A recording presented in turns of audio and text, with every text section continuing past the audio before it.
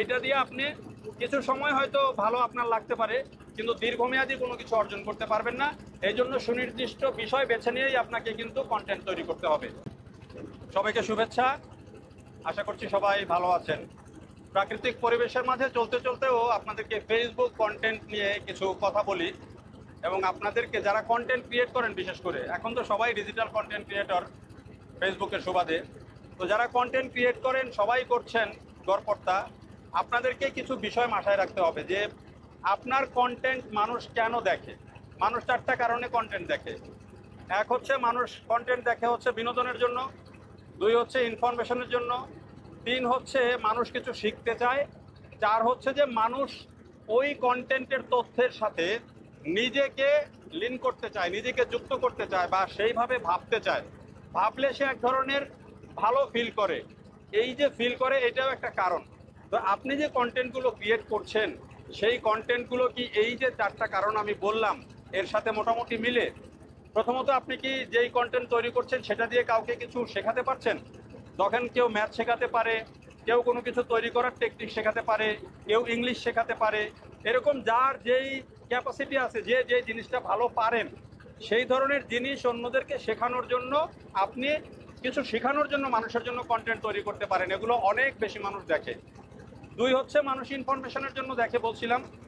Information সারা দুনিয়াতে এখন ইনফরমেশনের জন্যই কিন্তু মানুষ ঘুরে।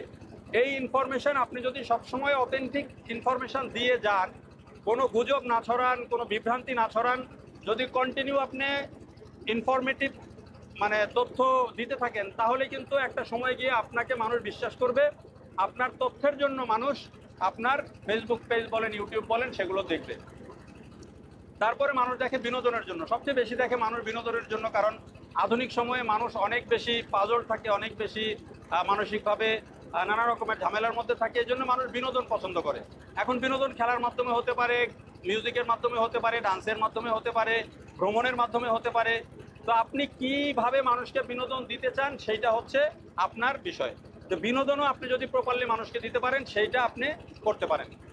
আরেকটা বলছিলাম যে মানুষ ফিল করতে চায় যে আপনি যে যা বলছেন, যা দেখাচ্ছেন, সেইটার সাথে সে একাত্ম হতে পারছে কিনা, সে সেটা ফিল করতে পারছে কিনা। এটাকে আমি মোটিভেশনাল যে কথাবার্তাগুলো আছে, মানুষ যে মোটিভেশনাল কথাবার্তা বলে, সেই বিষয়টাকে বোঝাতে চাচ্ছি।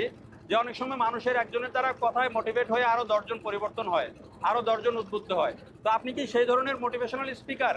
যদি সেই রকমের স্পিকার হন, মানুষকে মোটিভেট করতে চান, তাহলে অবশ্যই আপনাকে পজিটিভ মোটিভেশন দিতে হবে মানুষকে। মানুষকে বিভ্রান্ত করা যাবে না। যদি এটা আপনি কন্টিনিউ করেন এবং সেটাতে যদি মানুষ ফলাফল পায়, সেই মোটিভেশনে অবশ্যই সেটা সমাজের জন্য ভালো কিছু বয়ে আনবে। তো আপনি যদি কন্টেন্ট ক্রিয়েট করতেই চান, যদি আপনার সেই শখ থাকে, অবশ্যই আপনাকে এই বিষয়গুলো মাথায় রাখতে হবে যে আপনি আসলে কী কারণে, কাদের জন্য কন্টেন্ট তৈরি করছেন।